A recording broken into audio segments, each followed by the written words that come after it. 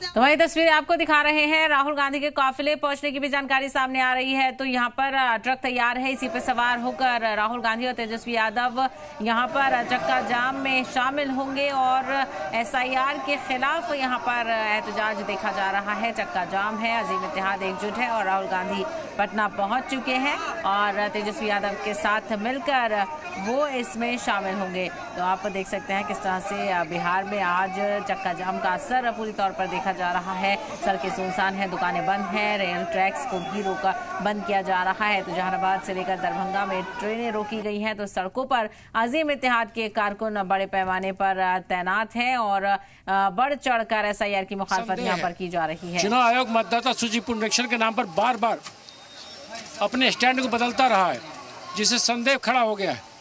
खुद चुनाव आयोग ने पिछले एक सप्ताह में 2 बार अपना स्टैंड बदला है। आखिर मंशा क्या है चुनाव आयोग की? कहीं न कहीं चुनाव आयोग के आड़ में बीजेपी अपनी राजनीतिक रोटी सेकना चाहती है और कांग्रेस का मानना है कि मतदाता सूची पुनरीक्षण के नाम पर बड़े पैमाने पर मतदाता सूची से गरीबों, पिछड़ों, दलितों और अल्पसंख्यकों का नाम काटने की साजिश है। अंगूठे का निशान हुआ, नो डॉक्यूमेंटेशन। अब्दुल, इसको ये डबल स्टैंडर्ड है। पहली बार कहा कि नहीं डॉक्यूमेंटेशन चाहिए, अब परसों से कह रहा कि नो डॉक्यूमेंटेशन।